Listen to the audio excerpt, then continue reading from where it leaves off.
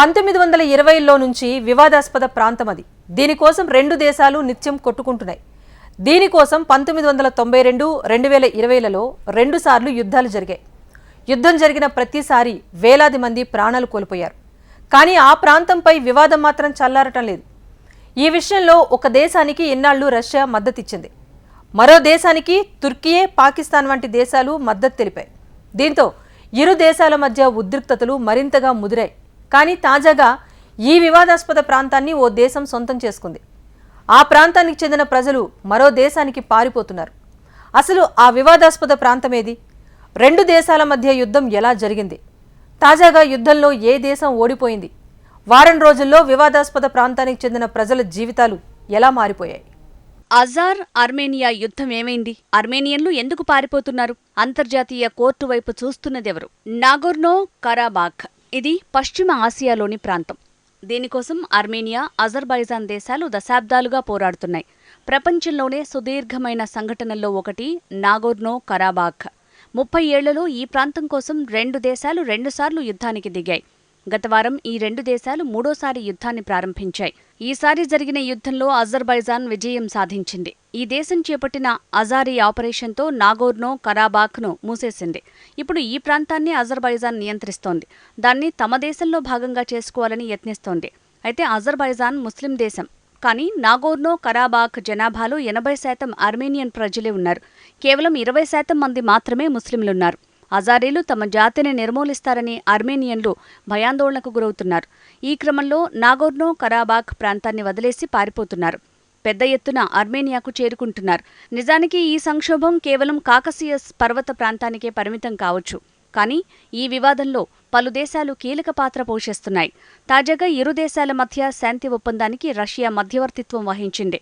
అయితే రష్యా సరైన విధంగా వ్యవహరించలేదన్న ఆరోపణలు వెల్లువెత్తుతున్నాయి. ఇక అజర్బైజాన్కు తుర్కీయే మద్దతు ఇస్తుంది. తుర్కీయకు వ్యతిరేకంగా ఆర్మేనియాకు భారత్ మద్దతు ఇస్తోంది. ఆర్మేనియా, భారత్ మధ్య రక్షణ ఒప్పందం ఉంది. ఈ వివాదంలోకి భారత ఆయుధాలు కూడా ప్రవేశించాయి. అయినా ఆర్మేనియా ఎందుకు ఓడిపోయింది? 2 రోజులుగా నాగోర్నో కరాబాఖ్ ప్రాంతం నుంచి ప్రజలు ఆర్మేనియాకు భారీగా తరలివస్తున్నారు.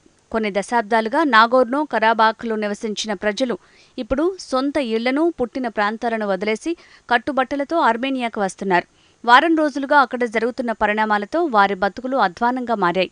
నాగోర్నో కరాబాఖ్ ప్రాంతంపై అజర్బైజాన్ మెరుపు దాడిని ప్రారంభించింది. ఈ దాడి 24 గంటల్లోపే ముగిసింది. కానీ ఫలితాలు మొత్తం తారుమారయ్యాయి. కరాబాఖ్లోని ఆర్మేనియన్ దళాలను అజారీ దళాలు ఓడించాయి. ఆ ప్రాంతాన్ని తమ నియంత్రణలోకి తీసుకున్నాయి.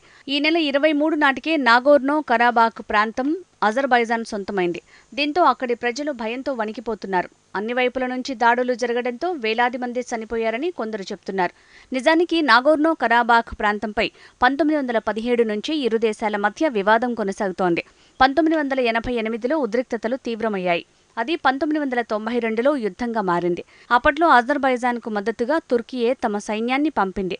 అయినప్పటికీ ఎలాంటి ఫలితం లేకపోయింది. అజర్బైజాన్కు చెందిన పలు ప్రాంతాలపై ఆర్మేనియా పట్టు సాధించింది. కానీ ఈ యుద్ధంలో వేలాది మంది ప్రజలు ప్రాణాలను కోల్పోయారు. 1994లో ఇరు దేశాల మధ్య రష్యా మధ్యవర్తిత్వం వహించింది. కాల్పుల విరమణ ఒప్పందాన్ని కుదిర్చింది. నాగోర్నో కరాబాఖ్ ఆర్మేనియా నియంత్రణలోనే ఉండిపోయింది. కానీ ప్రపంచ దేశాలు మాత్రం నాగోర్నో కరాబాఖ్ను అజర్బైజాన్ దేశంలో భాగంగానే గుర్తిస్తాయి. 2020లోనూ నాగోర్నో కరాబాఖ్ ప్రాంతాన్ని సొంతం చేసుకునేందుకు అజర్బైజాన్ మరోసారి ప్రయత్నించింది. ఈసారి నాగోర్నో కరాబాఖ్ చుట్టూ ఉన్న పలు ప్రాంతాలను అజర్బైజాన్ సొంతం చేసుకుంది. ఈ యుద్ధం 44 రోజుల పాటు సాగింది. అజర్బైజాన్కు తుర్కీయే భారీ నిఘా డ్రోన్లు, లాంగ్ రేంజ్ మిసైళ్లను ఇచ్చింది. ఆర్మేనియా మాత్రం ఈ విషయంలో వెనుకబడింది. ఈ యుద్ధంలో అజర్బైజాన్ పైచేయి సాధించింది. కానీ నాగోర్నో కరాబాఖ్ను పూర్తిగా సొంతం చేసుకోలేకపోయింది. 2020 యుద్ధంలోనూ వేలాది మంది ప్రాణాలు కోల్పోయారు. అప్పటి నుంచి ఇరు దేశాల మధ్య తరచూ దాడులు జరుగుతున్నాయి. ఈ నెల 19న అజర్బైజాన్ మిలిటరీ మెరుపుదాడి చేసింది. ఈ దాడిని కరాబాఖ్ ఆర్మేనియన్ దళాలు అంచనా వేయలేకపోయాయి. చివరికి చేతులెత్తేశాయి. వెంటనే కాల్పుల విరమణను ప్రకటించారు. కరాబాఖ్ దళాలు ఆయుధాలను వదిలేశాయి. దీంతో నాగోర్నో కరాబాఖ్ ప్రాంతంపై అజర్బైజాన్ పూర్తిగా పట్టు సాధించింది. దశాబ్దాలుగా కొనసాగుతున్న వివాదానికి తెరపడినట్టయింది. అయితే ఈ ప్రాంతంలో ఉన్న ఆర్మేనియన్ల పరిస్థితి ఆందోళనకరంగా మారింది. కరాబాఖ్ నివాసితులు ఎప్పటిలాగే తమ హక్కులను పొందొచ్చని అజర్బైజాన్ వెల్లడించింది. కానీ మత మార్పిడులు జరిగే అవకాశం ఉందని ఆర్మేనియన్లు ఆందోళన చెందుతున్నారు. అదే జరిగితే తమ జాతి అంతమవుతుందని భయపడుతున్నారు. అందుకే నాగోర్నో కరాబాఖ్ ప్రాంత ప్రజలు ఆర్మేనియాకు పారిపోతున్నారు. ఇక్కడ ఏం జరుగుతుందో తెలియదని నాగోర్నో కరాబాఖ్ ప్రాంతం ప్రమాదకరంగా మారిందని ఆర్మేనియన్లు వాపోతున్నారు. గత్యంతరం లేక కరాబాఖ్ని వదిలేసి వస్తున్నట్టు చెప్తున్నారు. నాగోర్నో కరాబాఖ్ ప్రాంత ప్రజలకు ఆర్మేనియా స్వాగతం పలుకుతోంది. ఇప్పటికే ఎరవాన్లో వారికి వసతులు కల్పించేందుకు ప్రణాళికల్ని సిద్ధం చేసింది. నాగోర్నో కరాబాఖ్లో మొత్తం 1,20,000 మంది ఆర్మేనియన్లున్నారు. వారిలో 5,000 మంది ఇప్పటికే ఆర్మేనియాకు చేరుకున్నారు.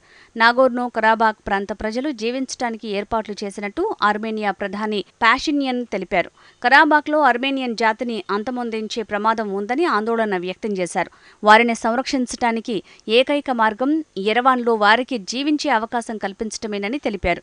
నాగోర్నో కరాబాఖ్ ప్రాంత ప్రజల్ని ఆర్మేనియన్లు అక్కున చేర్చుకుంటున్నారు. అయితే పాషిన్యన్ ప్రభుత్వానికి పలు ఎదురుదెబ్బలు తగులుతున్నాయి. ఇప్పుడు నాగోర్నో కరాబాఖ్ని అజారీ భూభాగంగా గుర్తించాల్సి ఉంటుంది. అంతేకాకుండా ఆర్మేనియన్లకు రక్షణ లేకుండా పోయిందన్న ఆందోళనలు వ్యక్తమవుతున్నాయి. అయితే ఈ విషయంలో రష్యాను ఆర్మేనియా నిందిస్తోంది. చాలా కాలంగా తమ భద్రత విషయంలో రష్యాపైనే ఆర్మేనియా ఆధారపడింది. తాజా వివాదంలోకి ఎంట్రీ ఇచ్చేందుకు రష్యా నిరాకరించింది. అయితే దీనికి కూడా కారణం ఉంది. ఆర్మేనియా ప్రధాని పాషిన్యన్ భార్య ఉక్రెయిన్ రాజధాని కీవ్లో పర్యటించడంతో రష్యాకు ఆగ్రహం కలిగించింది. ఈ నేపథ్యంలోనే అజారీలు దాడి చేస్తున్నా పట్టించుకోలేదు. కానీ ఆర్మేనియా మాత్రం వెనక్కి తగ్గలేదు. తమ విధాన మార్పులకు శ్రీకారం చుట్టింది. ఇన్నాళ్లు రష్యాను అంటిపెట్టుకుని ఉన్న ఆర్మేనియా ఇప్పుడు అమెరికా వైపు చూస్తోంది. ప్రస్తుతం ఉన్న భద్రతాపరమైన పొత్తులు పనికిమాలినవిగా ఆర్మేనియా ప్రధాని నికోల్ పాషిన్యన్ పేర్కొన్నారు. ఆర్మేనియా అంతర్జాతీయ క్రిమినల్ కోర్టులో చేరాలని నిర్ణయించుకున్నట్టు తెలిపారు.